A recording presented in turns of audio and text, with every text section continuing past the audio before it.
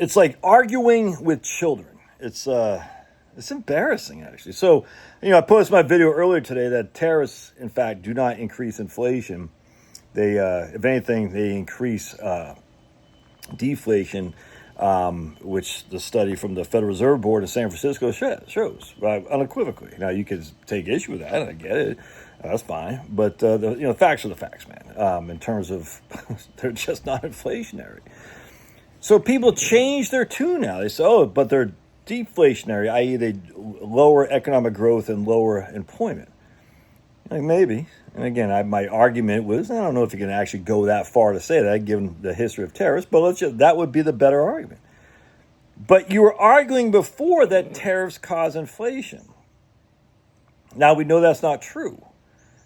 So if tariffs don't cause inflation, why can't you just admit you're wrong? So yeah, because I do. I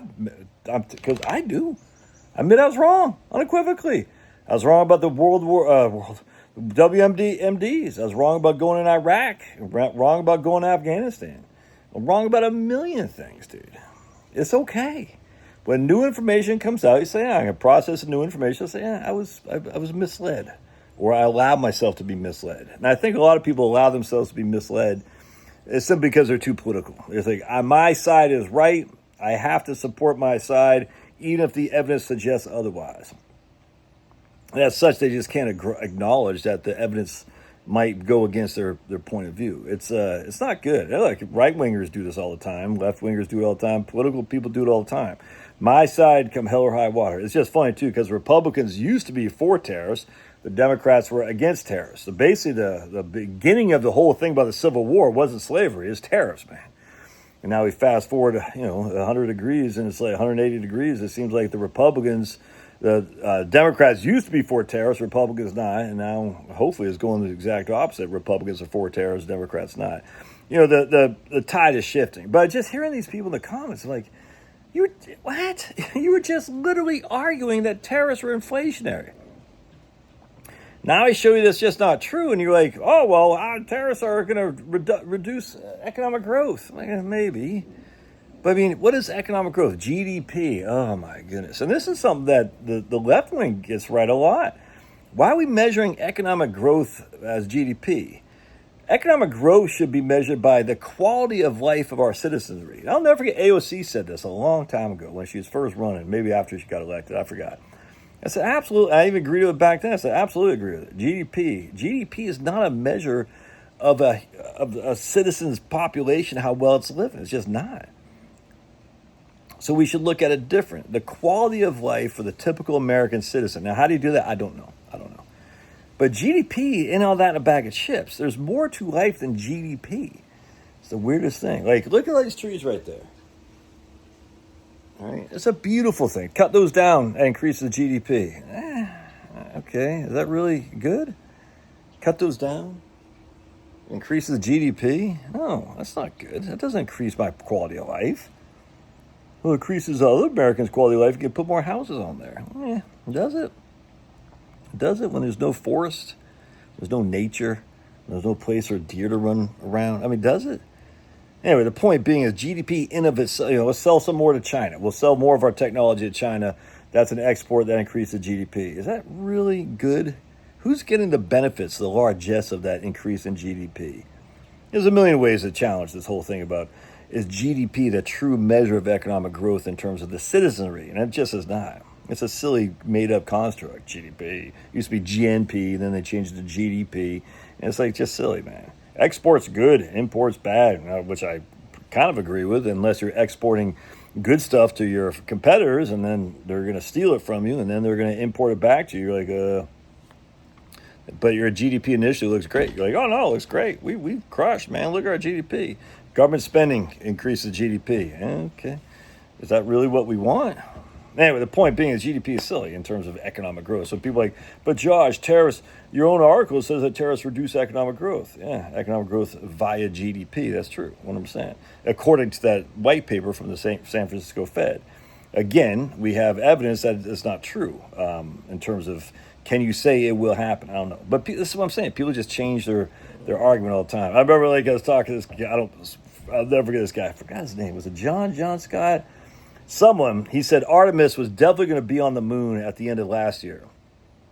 I said, I'll bet you. It didn't. I said, it's not going to happen. It didn't happen. Well, it'll be at the end of this year. And it's like, no, it's not happening. Well, maybe 2027. I'm like, okay, what happened in 2024? Maybe it was even 2023. I can't remember. I just find it funny. It's like, I'm always going to change my argument so I never have to admit defeat. I just don't get that, man. I don't get it. It's like your art. And this guy's, I'm not referencing him in this video here, other than the thing with Artemis. But it's like you never have to admit defeat, and I just don't get living like that, because it's like children. It's childish. Just admit tariffs don't cause inflation. Just admit it. Well, then people say, well, the farmers. Yeah, I mean, there are some inflationary impacts without question. There's some inflationary impacts in terms of making the cost of goods for some products increase. No one's going to deny that. But as an total economy standpoint, that just isn't there. I mean, inherently, if you increase the inputs of beef, because we can't, coffee for simplicity, because we can't grow our own coffee, just use that for example, right? You increase the inputs, the cost inputs, by anything, by a tax, by a tariff, by you name it. Less people, less population size, anything. You increase the inputs. And inherently that's going to be it'll raise the cost. Until substitution effect kicks in. And what substitution effect kicks in, I'm not going to pay that for that cup of coffee. I'm going to buy tea instead. Or, hey, people aren't buying our product because it costs too much. And this is where the inelasticity in economics comes. If you're not addicted, you'll be less inclined to keep buying it when the price goes up. And as such, you'll find a substitution product that's not as costly. So what happens is the producer has to do one of two things. Keep freaking getting by with a lower and lower quantity that he's selling, or reduces prices, or a combination thereof. And that's kind of what happens with tariffs. Tariffs said, hey, making the input cost higher, all right, it's going to make the price more. People are going to be less inclined to buy it. And as such, what happens? People don't consume as much. And that consumption as much doesn't go into GDP and all that. And inherently makes sense. This whole thing about inflation by tariffs, that doesn't make any sense. It's the other way around. It makes sense. But I mean, my whole point is like these guys just can't admit that. They can't admit, they have to keep going back to inflation. And I'm just like, it's embarrassing. It's like literally like you're arguing with children. I want the ball. I'm going home. I can't admit I was wrong. Just admit it, dude. Anyway, that's to me. I don't understand it. It's Trump derangement system on one end, syndrome on one end, and then it's anti-democrat syndrome on the other. Because on the right too, they do it all the time. If it wasn't for Israel, the Muslims would be here taking over the country. And I'm like, okay. Oh, yeah. I'm like, let's look around here. What? Okay. It's just very frustrating.